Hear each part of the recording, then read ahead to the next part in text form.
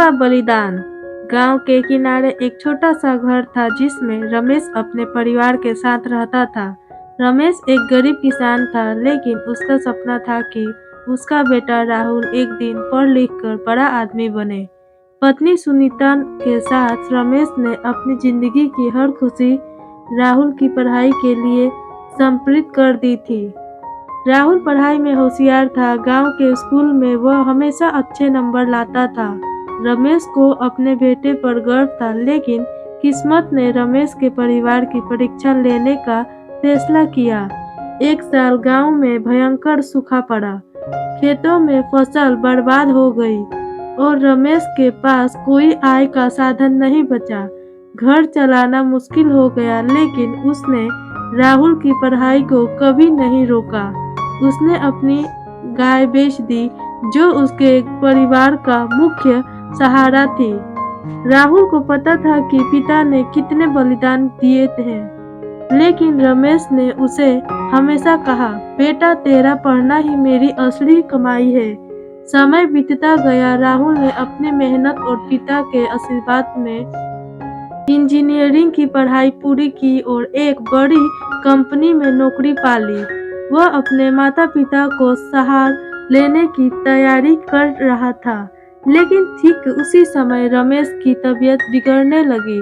Doctor ने कहा कि उसे एक गंभीर बीमारी है जिसका इलाज महंगा है।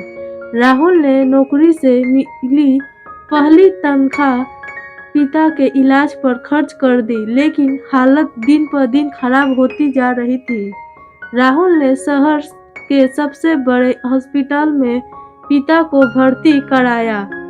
इलाज के लिए बड़ी रकम चाहिए थी। राहुल ने अपनी कार बेच दी, फिर भी पैसे पूरे नहीं हुए। उसने नौकरी से लोन लेने की कोशिश की, लेकिन वक्त कम था। तब रमेश ने राहुल को अपने पास बुलाया और कहा, बेटा मेरे लिए इतना मत सोच, मैं तुझे पर बोझ हूँ। मुझे जाने दे, तूने मेरी जिंदगी को गर्व से भर दिया, बस तू खुश रहना। राहुल ने रोते हुए कहा, पिताजी आपकी जगह कोई नहीं ले सकता, मैं आपके बिना नहीं जी सकता। रमेश ने मुस्कुराते हुए कहा, बेटा हर पिता का सपना होता है कि उसका बेटा उससे बेहतर जिंदगी जिए। तूने मेरे सपना पूरा कर दिया, अब मुझे चैन से जाने दे। कुछ ही दिनों बाद रमेश ने दुनिया को अलविदा कह दिया। राहुल की आंखों में आंसू थे, लेकिन उसके दिल में पिता की सिखाई हुई हर बात गूंज रही थी। राहुल ने अपने पिता के बलिदान को अपनी प्रेरणा बना लिया। वह दिन रात मेहनत करने लगा और अपने पिता के सपनों को जीने की कोशिश कर रहा था। यह कहानी एक पिता के त्याग और बेटे के कर्तव्य की है।